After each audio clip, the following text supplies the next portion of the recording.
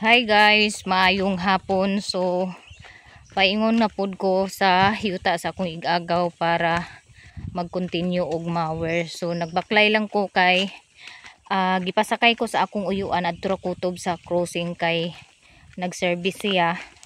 So dako kaya kong pasalamat nga gipasakay ko kay nadali kog abot diri sa sentro no. Kay wala pud si Plo-Plo, ambot og asa si Plo-Plo unsay gibuhat niya nga sukad rang ganina buntag pa kauli.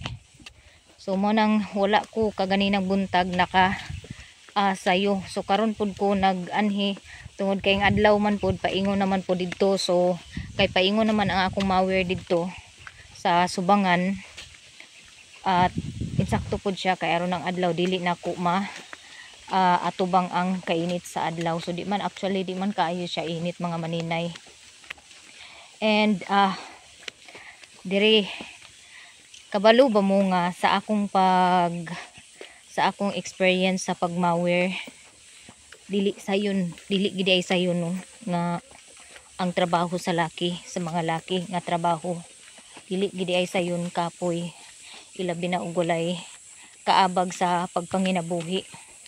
So akong isulti sa inyo mga maninay unya kung unsa gi experience gikan sa paghawid sa mower, unsay imong bation, inig kahuman. So akong isa-isay sa inyong tanan unya mga maninay. So hapit na ko makaabot diri sa yuta sa akong igagaw. Unya mo ni siya permi ang akong gaagian mga maninay oh. Basta mo anhi ko diri mo jud na siya ang akong maagian permi kasagbutan. Unya wala siya mga balay-balay diri dapita. Kato lang siya ang balay sa akong igagaw nga naa dito sa unahan nga ginabinlan ako og mower kada muuli ko. So kung mahuman ako karon ang pagmower mga maninay, dadunan ako ang mower kay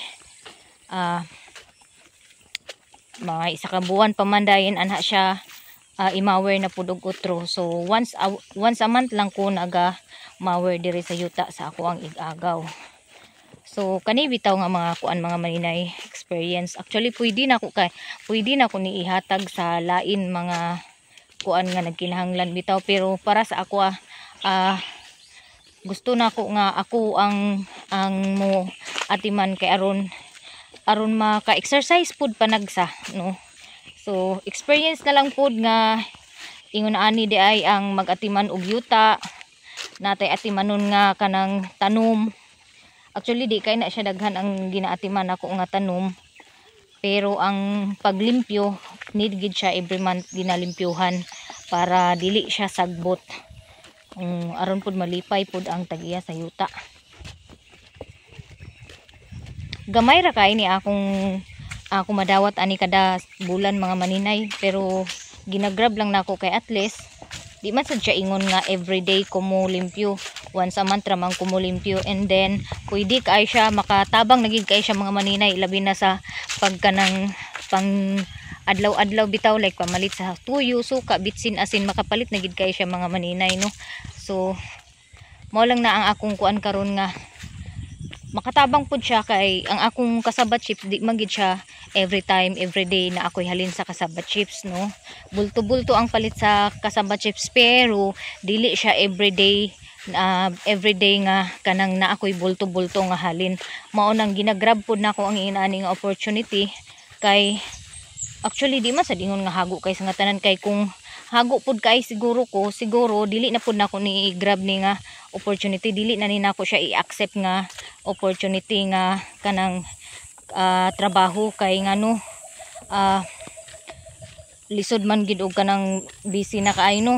Pero kay di pa man busy si maninay aw morning paningkamot gid dala paning tiil-tiil kaysa maghigda-higda ra ta mga maninay, wala tay mahimo nga piso og maghigda-higda ra. Mao nang thank you gihapon kaayo no. Hapit na ko nana ko sa half sa akong limpyuhan. So I hope nga dili mag-ulan og sayo karon or dili mag-ulan para mahuman gid nako ni ang paglimpyo. So pakita nako sa inyo ha ang akong nalimpyuhan kagahapon. Siya ang akong na mower kagahapon mga maninay. So wala na rin ako siya na video gahapon kay nag-ulan na. Oh, diba? Luwag-luwag na siya. until didto.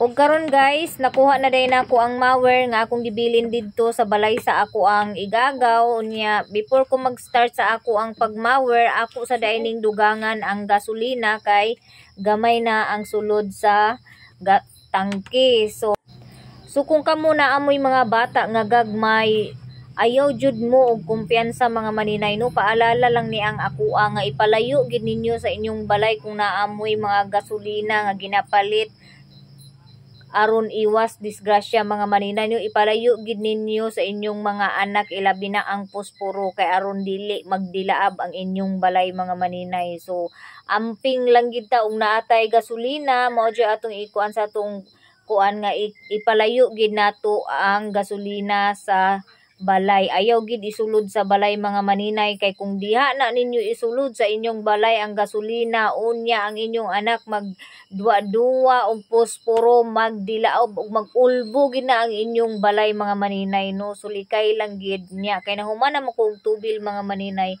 Ako na dinhi siyang gitrapuhan kay diha may usik sa akong pagtubil sa gasolina. So ako dai po na dayon gion ang mga switch diha nga angay i-on mga maninay.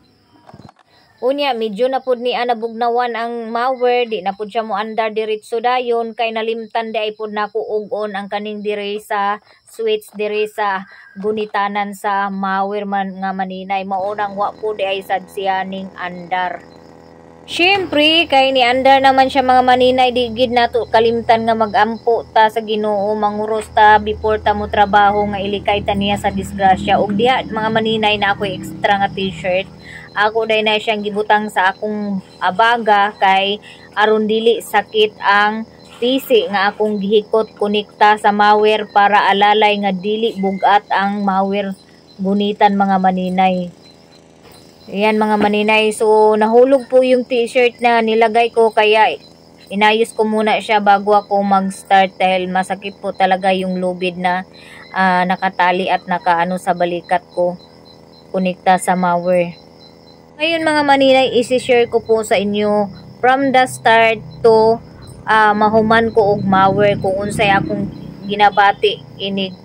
Sa pag-start na ko og mower nga wala ko'y experience sa paggunit kundili ang pagtan-aw lang unsaon sa paghawid, pag-on, mao nang isi-share ko po sa inyo mga maninay yung experience ko from the start to the end mga maninay, kung ano yung nafi-feel ko, nararamdaman ko, natatakot ba ako o hindi. So, nung una po ay wala po talaga akong alam nitong paghawak, paggamit ng mower, pag-on, wala talaga akong kaalam-alam. Kaya si Plo-Plo yung pinamawer ko nung nakaraan. So, ngayon, sinubukan ko talaga dahil gusto ko talagang matuto, gusto kong matuto gumamit ng mower. Kaya, naglakas loob ako na ako yung mag-mower ng ngayon mga maninay. So nung nag-start ako, nung inon ko na po yung mower, medyo kinabahan ako. Sinasabi ng isip ko, nakakatakot mga maninay, nakakatakot, natatakot ako na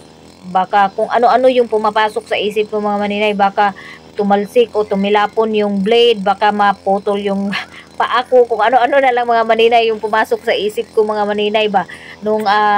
Nung nag-o-on ako ng mower, nakahawak ako ng mower no, kung saan-saan lumilipad yung isip ko, kung ano-ano na lang pumapasok, pero pilit kong winawala sa isip ko yan mga maninay kasi hindi maganda dahil nagtatrabaho po ako. So nag-pray ako ni God na sana i-guide niya ako, samahan niya ako sa pagtrabaho ko. So yung una talaga mga maninay, nung hinawakan ko na talaga habang umaandar yung mower mga maninay, nanginginig yung manginginig yung kamay mo mga maninay, lalo na pag talagang ano na yung malware, yung pinakamalakas na niya na puwersa yung lumalabas pag pinipisil mo na yung parang para puwersa niya mga maninay.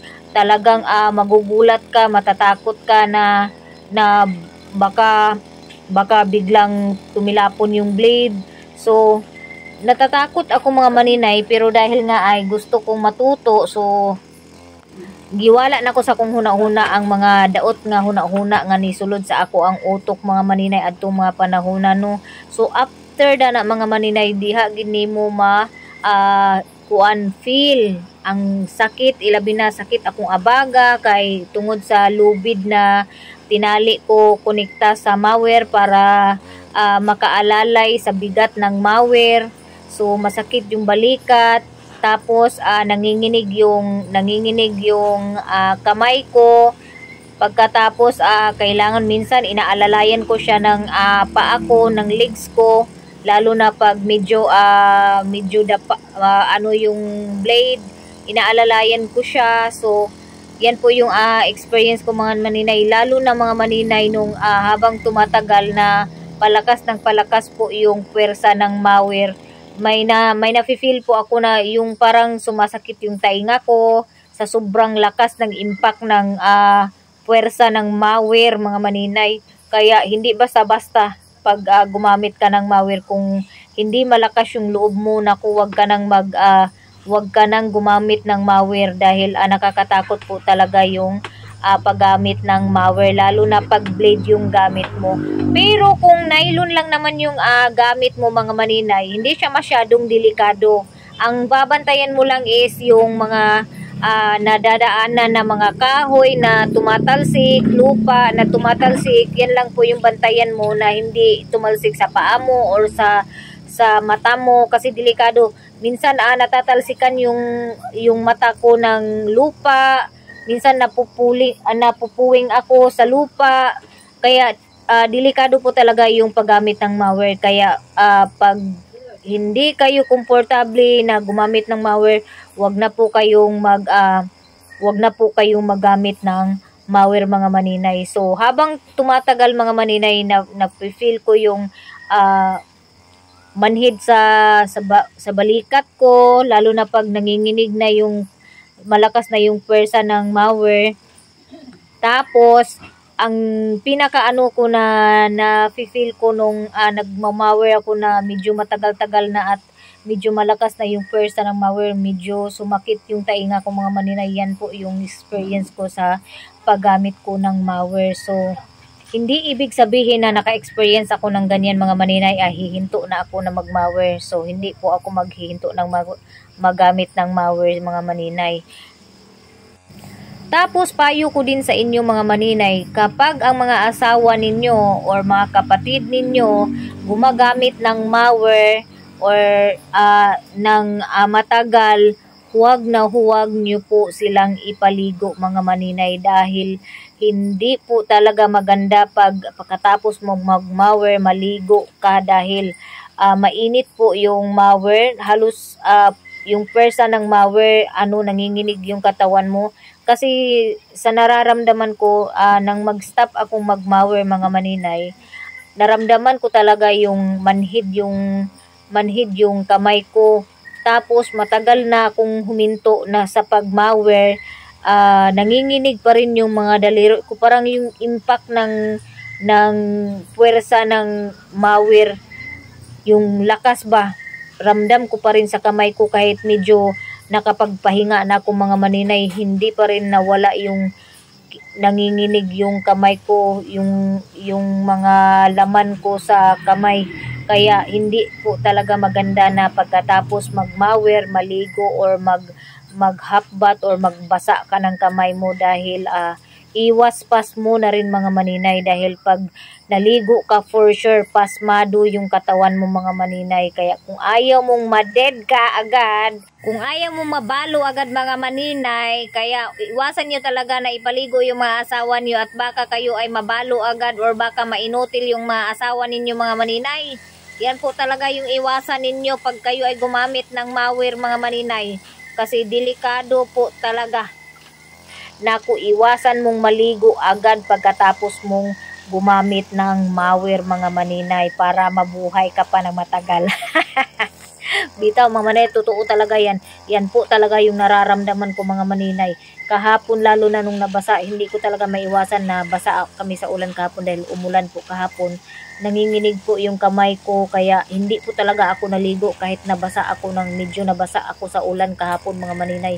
Hindi po talaga ako naligo mga maninay, hindi ko binasa yung kamay ko dahil yung impact ng yung puwersa ng Mawir, ramdam ko pa rin sa kamay ko kahit matagal na medyo nakapagpahinga na ako mga maninay. Kaya ayan, alagaan nyo talaga yung mga asawa ninyo, lalo na pag ganito yung mga trabaho, dahil hindi po madali yung ganitong trabaho.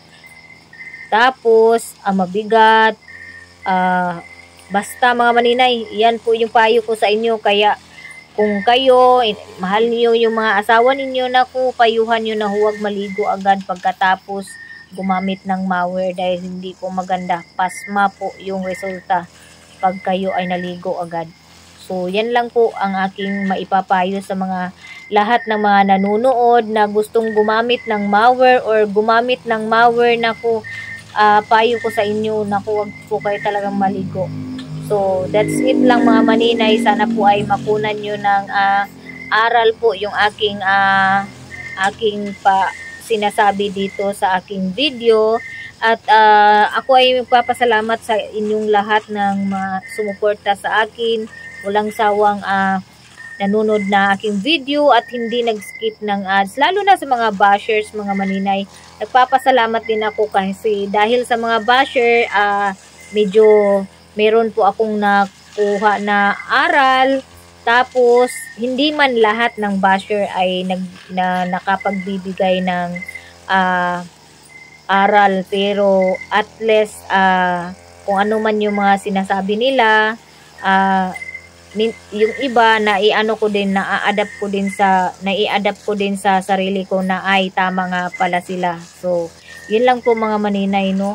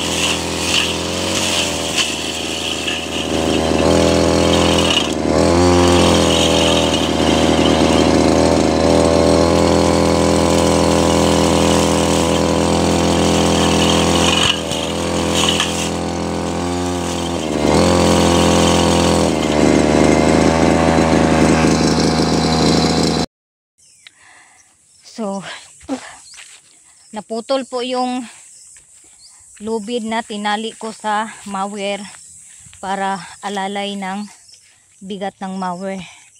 So, palitan ko siya nitong nylon. Itong nylon ay nylon po to para sa mower. Kung ano lang yung pag-mower mo, yung hindi mo i-dip-dip, ito yung gagamitin mo. Pero kung gusto mo ng yung dip talaga yung pag-mower mo, yung hanggang ugat na talaga ng damo, yung blade yung gagamitin mo. Ito yung ginagamit ko ngayon, kaya mas gusto kong talagang natatanggal yung ugat ng mga damo para matagal sila tumubo ulit.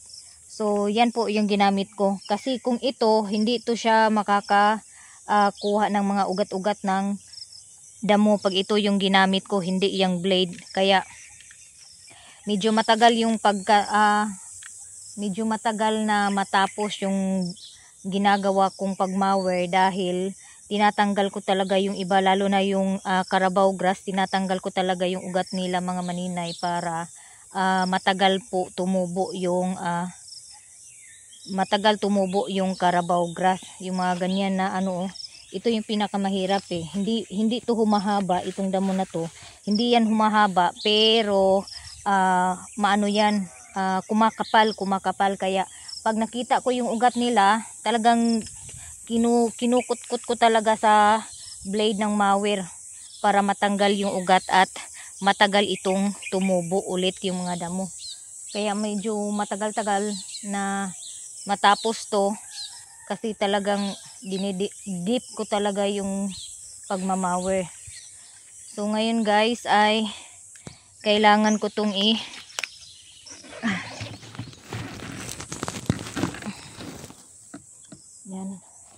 Kailangan ko siyang lagyan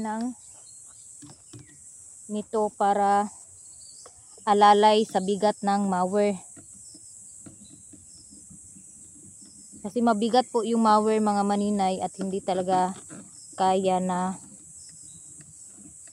walang alalay sa balikat. Kaya naglalagay ako nito para alalay sa bigat.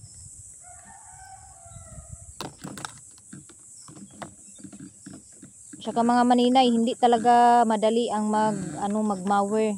Kaya mahirap talaga yung mga lalaki. Mahirap talaga yung mga ginagawa nila. Kasi sa experience ko ngayon,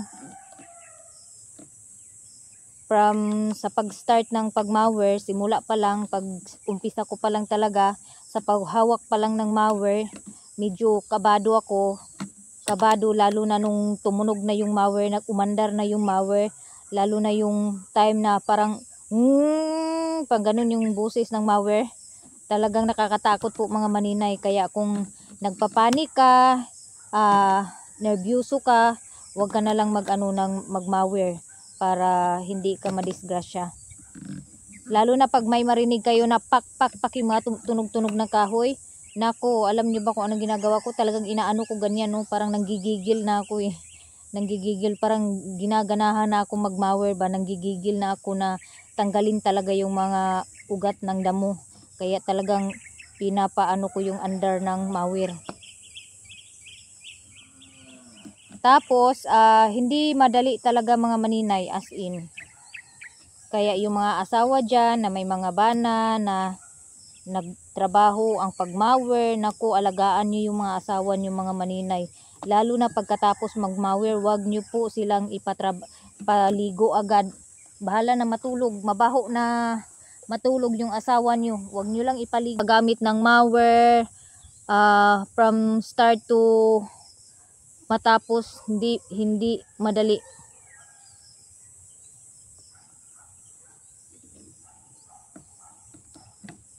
Na ano ko siya, kasi natatanggal tong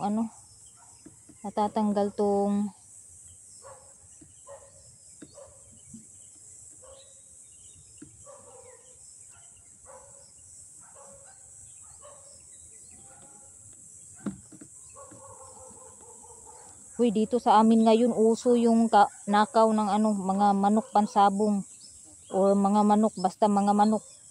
Uso dito sa amin ngayon. Ating gabi talaga nila inaano yung pagnanakaw. Yung unahan sa bahay namin na ano na, biktima na. Nanakawan na. May mga tao talaga na ano ba, tamad magtrabaho. Umaasa lang sa pagnanakaw. Sana po ay i-ano sila ni God pang lamdagan ng ilang mga huna-huna ba. Tapos yun yan.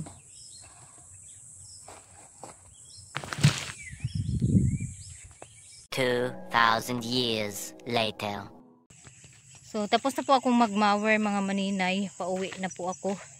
So nakapagbihis na rin ako ng house kasi sobrang basa po yung sinuot ko kanina. Sana po ay hindi may skip yung ads ng aking video guys, at maraming salamat sa lahat ng mga sumuporta sa akin, lalo na yung mga nagko-comment. Thank you so much guys, sa mga nag-silent viewers, sa mga bashers, lahat-lahat ng aking mga subscribers na nanonood. Thank you so much.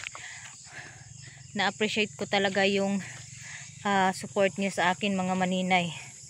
Guys, hapit ta dani kay mga snack ta. Kanilang bisyo, may isa ni nga shumay. Na snack dani oh. Unsa ni chicken? Chicken. Shorba. Naapod sila quick. Saan mo na na? Pinain. Mananay shumay. Balik kong shumay mga day. Guys.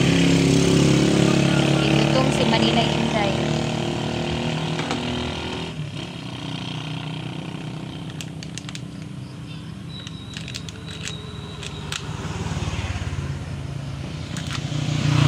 Tindero. Kaya yung mama nagbigaw mo siguro.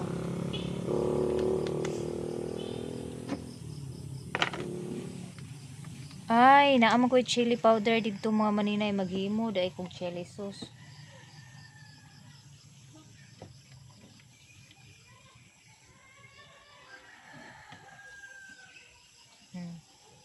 Ito rin do. May snack ta guys. Magkaunsa si maninay.